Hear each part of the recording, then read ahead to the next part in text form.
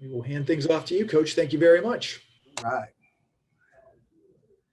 Good morning, good afternoon, I guess, right on time. Obviously, another tough weekend. Game of football. My dad always said half the teams win and half the teams lose every weekend. Always got to keep that in perspective. But our kids are obviously looking forward to a great Notre Dame team this week. We didn't play as good as we'd like to play Saturday on the road against a really, really good Miami football team. I don't think there's any doubt about their athleticism, their size, and obviously the way they're coached. Obviously, we made some mistakes in really all phases, for that matter, and things that hurt you as the game goes on. I really don't feel any different from what I felt like on game day. A couple calls, obviously questionable as far as penalties and those discipline things that drive you nuts as a coach. But we got to do a better job coaching them. There's some disappointing things coaching wise, just things that we know how to do, and it's more of preparation for what you might see, not necessarily what you saw on tape. And I think sometimes you fall into that loophole. Is this is what they do, and when they do something different, we got to know some of the weaknesses that we have, especially when you're playing with a young guy out there. Voss, being a guy, a new starter, and saw some things. Really, I don't think we practiced enough or emphasized enough. And again, that's on us as coaches when things like that happen. I'll just start off defensively. Saturday, again, solid performance. 3 of Miami's 4 touchdowns were 45 yards or less. We gave up some of those pop passes to, their tight ends up through the middle, which, we work enough. They really ran 4 of them. You guys don't notice the 2 that we stopped. One of them, Cam Bright did a nice job when he was in there. Cam wasn't in there enough just, because he's still a little bit banged up, hopefully by 100% this week. But Cam does it the way you're supposed to, a veteran guy. And Voss is maybe one of the smartest linebackers we have, and it'll never happen to him again. And then we had another one just come through the line of scrimmage, and I think they had some linemen 7 or 8 yards down the field on that second touchdown. That was disappointing to see, an RPO style. Offensively, Joey Owen, I think it was a heck of a first start for him. You didn't know what you're going to get out of him, but was happy with the way he performed overall. Obviously, the fumble, creates one of those short fields for our defense. Another one was on a fake punt that obviously I called, and we thought we had a great thing going as far as that fake goes, and we just don't clean up a block, which I think we can get 10 yards, and obviously you're taking a risk anytime you do that, but we took the risk. We thought it was worth it, and we came up short, and I don't look back and say anything. I don't question the call at all. I want to be aggressive, but I want to give our kids a chance to make plays, and you find out if they're going to make them or not, and then you move on. But offensively, we got to run the football. 22 yards, disappointing there. There's some details that we just haven't cleaned up. I don't think our O-line did a great job of blocking them. And again, give those guys a credit on the other side of the ball. They're an athletic crew that did some things up front.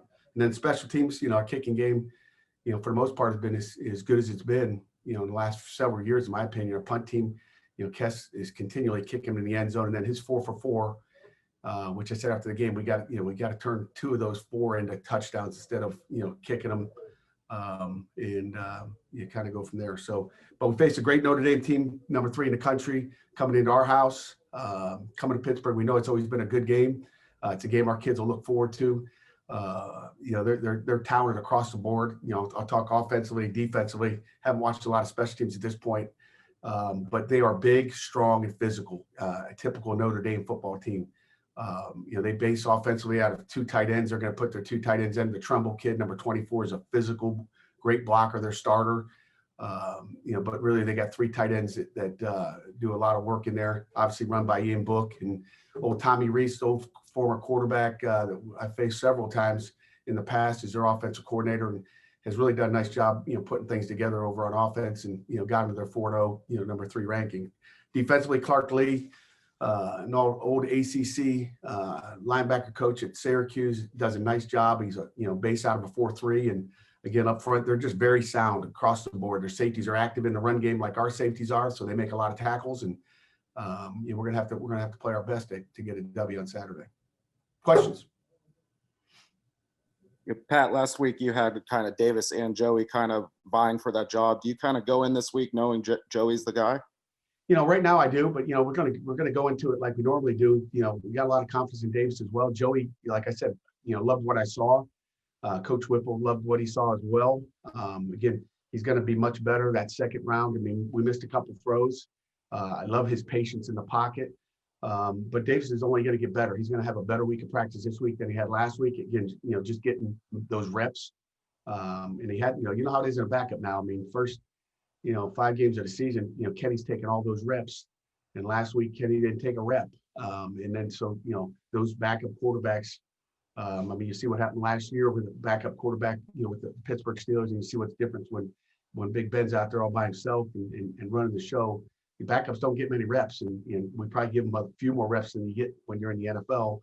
But those guys are going to get better every week as we move on, and then we'll see where Kenny is. I mean, we didn't travel Kenny because it was the best thing for him to just rehab and sitting on a plane for 2 hours and swelling and all that stuff, was not going to be the best thing for him. So, we wanted to bring, Captain Pickett with us, but it was the best thing to keep him here, which he made a lot of headway over the weekend instead of standing out that thing for 4 hours, during a game. So, so we'll see how they practice this week as far as quarterbacks.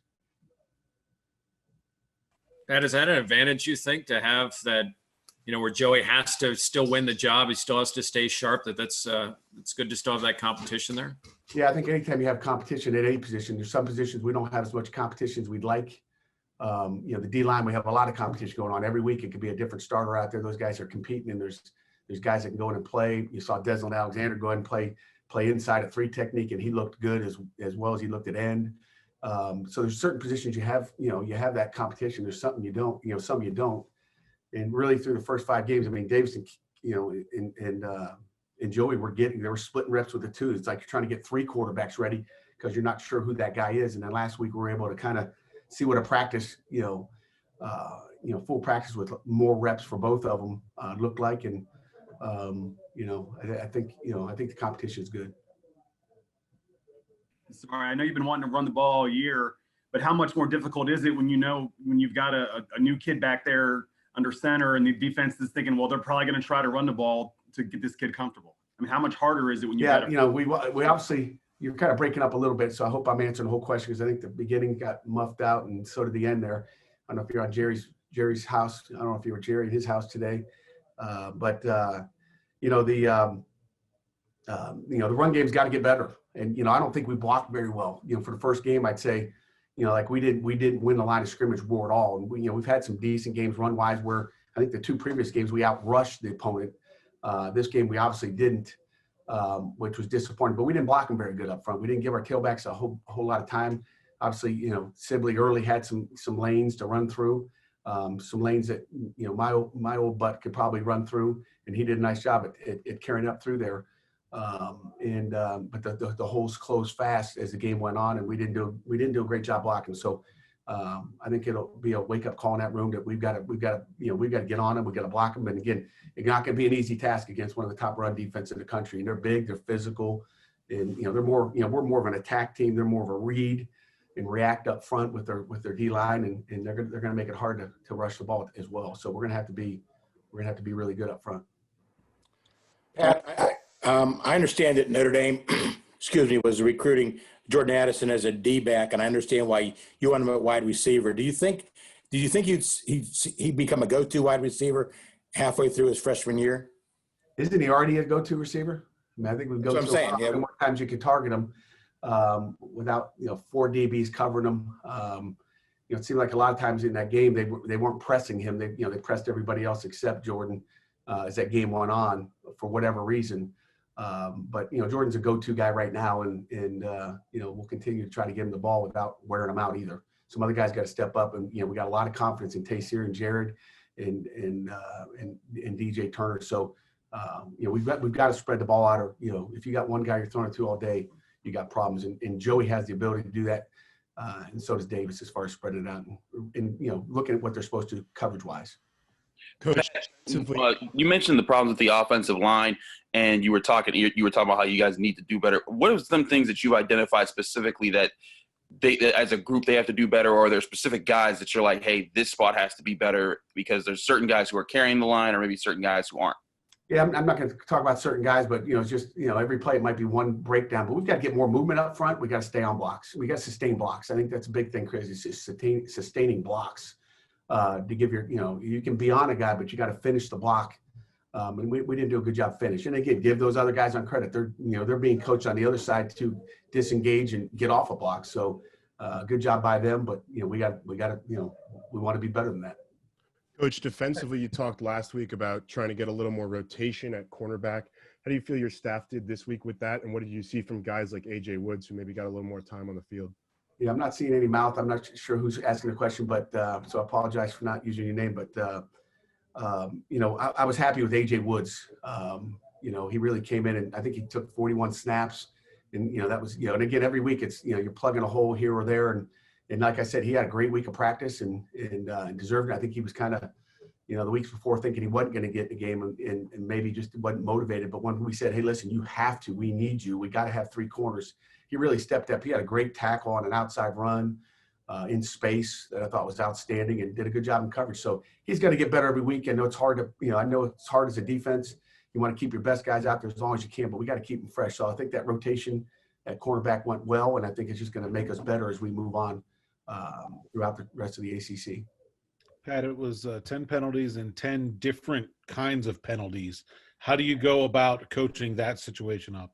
We got to do a good job, detail-wise. I mean, I can go through each one of them, and some of them aren't penalties, I can tell you that. But we had a hands to the face we had the hands to the face, and we got called for it. I'm sure you guys go back and watch the tape. I watch the video pretty good. But, it's tough to make all those calls out there, so I'm not whining. But, there's some things that just set us back that you kind of go, should have been 10 penalties. But when we chop a 3 technique, when he comes through, we kind of got a high-low on him. It's like, you don't expect to do that. Those are things it's like you expect freshmen to do stuff like that. So we just got to be cleaner. And we get too close. Shockey is busting his tail down the field, and he just gets too close to the returner the one time. I mean, there's things like that we'll just continue to coach, and it's something different every week. You have a roughing passer one time last week, and then all of a sudden this week, John Morgan's got a chance to take his head off the one time, and he held up, and it was like, those we've got to learn from those mistakes, and we've got to do a better job coaching it and making sure it doesn't happen. But sometimes you don't see it in practice, and some of those 3 technique on the scout team's not screaming through the line of scrimmage and unblocked and or at least not fully blocked, and you hope your tailback's not in that position, but he was. So there's some things that it happens like that. Some of those plays, whether it's running down on a punt team. I thought the DeMar Hamlin kind of a trip up on a again, there's not a better cover guy back there than DeMar Hamlin. He does a great job and had a couple PBUs, but they kind of tripped up feet there. I don't know what happened, but that's how the ball rolls sometimes. Pat, with Keyshawn Camp not traveling 2 weeks in a row now, I mean, how frustrating is that for him and for you guys? Given that he had that injury last year, and when he's on the field, he's producing. Yeah, there's it's obviously frustrating for him. Again, luckily we have some guys in there. I mean, you see DeAndre Jules play a lot more football, and he's a baby. I mean, he's just learning what to do in there, and and hopefully he gets better every week. But Keyshawn right now is day by day. I will give you a little bit. I always tell you if somebody's out, I'm going to tell you he's out. Grant Kerrigan will be out for the year with the shoulder, and Nate Temple as well, who was really coming on as a defensive end and got hurt a week ago on the kickoff team and weren't sure what was going to happen with it. But late in the week, they both got a little fixing of their shoulders, and so we'll lose those 2 guys for the year. And again, the tight end spot's been it's hard to run the ball when you don't have tight ends. And really, Danny Morega's done an outstanding job. I think he's a physical guy, and he gets better every week because he's getting all the reps in practice.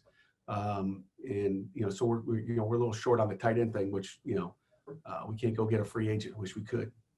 And with Wendell Davis and Lucas Kroll, are those guys still in the not season ending yet territory? Not season right now, but it's taken a while, and we'll see. It's not. I've been told not season ending, so we'll just continue to say our prayers at night before we go to bed, and hope those guys get healthy quick. Pat, 16 days ago you're undefeated, you're up late, and NC State goes down the field, and now you're 3-3. How do you? And you guys sound visibly frustrated. I mean, they're frustrated because it's not like you're getting blown out. These are small increments. How do you keep a team mentally up when when things sort of shift like that? Well, you got that 24-hour rule where you got to let it go. And, our guys love to play the game. I think we got great kids. And I think, again, they've come back every time so far. And I don't expect it to be any different. So, just, keeping them locked into what the task at hand is. And again, you got a number 3 team in the country coming into your house. And you're actually going to have some parents that will get to see you in Heinz Field. I know it's not a big crowd, but it's something. And it's better than nothing that we've had for 4 home games or whatever. We've had 3 home games. I don't know what we've had at home, but so that'll be a motivation for our kids. I think just to be able to have their family there and be with their family after a game, and again play for your peoples. I think that's always a big time motivation when your family can come watch you play, and you want to put on a show when that happens. Pat, if I could ask another question about Jordan, when you're recruiting him, what do you just see in his personality and his mental makeup that made you think he could be a quick learner and a contributor as a freshman? You never know. We knew he was a talented player, but you don't know about all the I guess the external things about just the way he learns. I mean, you only have so many visits with the prospect, and you don't have a whole lot of time to talk football or get him on the board but it's different guys that, even, Servas on defense and young guys have done it before, but he's just a special kid. He's humble. You never see that guy get too high or get too low. He stays the same, even keel, and, very similar to what Joey Yellen is. I mean, that guy's like this. He can turn the ball over. He's going to come right back and go. And Jordan is the same way. He's just got to continue to do what he's doing and just focus on what his job is. And that's what he's done so far. Pat, you lamented sort of the lack of competition in some position groups. I'm curious, is the offensive line one of those where you don't maybe have as much competition as you would like, so you can maybe plug guys in when you're not getting the results you want? Sometimes, and again, maybe we just got to do a better job of playing those guys. I mean, I think Matthew Gonsalves is a guy. You saw Owen Drix a week ago. I wish he'd have got more snaps in there just to get him going.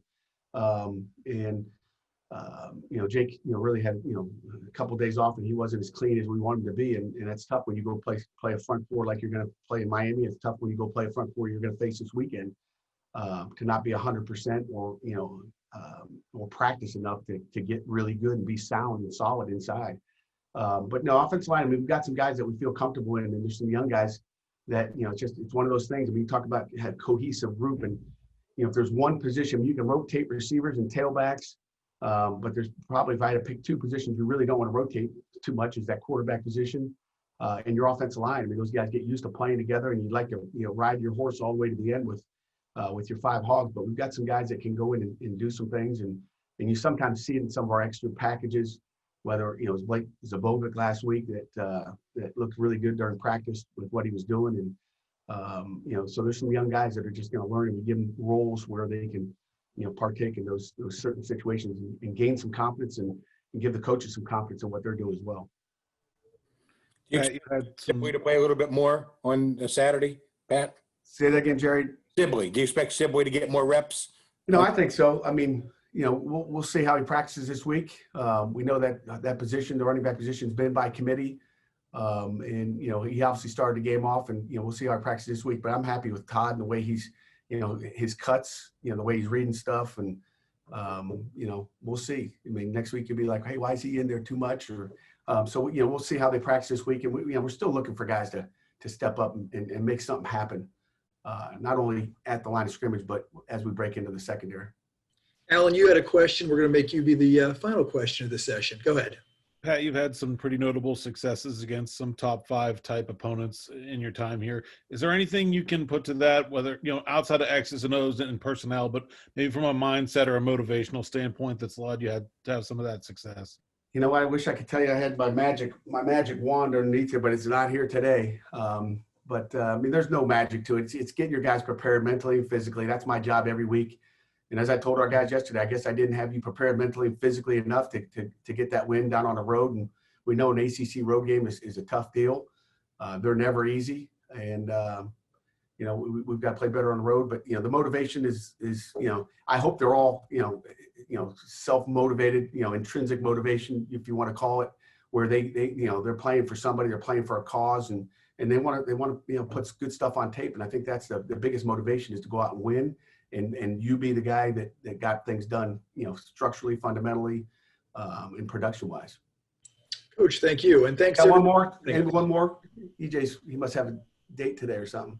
Lunch date. Anybody got anything else? I got one, if you don't mind. For you, Jerry. Show. I just wanted to ask you about the two local kids that are starting for Notre Dame, Hainsey and Hines. How are they playing from what you've seen on video? Really good. Hainsey obviously playing, the right tackle spot, is physical. I think his backup is Josh Lugg, who, has got 5 starts. And I might add this, I didn't say this, but their O-line is about as good as O-line you're going to face. They've got 129 career starts up front. I don't know if I've ever seen 129 combined career starts. So they have a veteran O-line, and that's why they're running it a little bit more. And I'm sure we'll see some RPOs and some of those pop passes somewhere with as talented as their tight ends are on some of the run game, and the run play action pass. So, we'll work our tail off this week and make sure that stuff doesn't happen. But Hainsey's a good football player. Lugg is a good football player. If you look at, Josh Lugg, again, as good as he is, he's backing up over there, which is amazing. And then Heinisch is doing a nice job at the D tackle spot. They rotate a lot of guys up front, but he's a starter. He's tough and physical and smart. He reads blocks well. He's a really good football player that, they got a bunch of 4 and 5 star football players on that team. I added up this 129 starts. You guys should add up all the stars they got. But they're deep and physical. And like I said, they're big. I think they're, I look at some of their depth chart and I think they have all their freshmen or maybe their freshman year in high school heights and weights. Cause you always walk out there and say, that guy ain't 6'2", he's 6'4". So I'm going to see if Kelly will give us some exact heights and weights on these guys, because they look bigger than sometimes the numbers tell you. Coach, thank you for that bonus time. Free of charge, I might add. Free. All right, guys, have a good one. Thanks, Coach. Thank you all for joining us. Put it on my bill, EJ.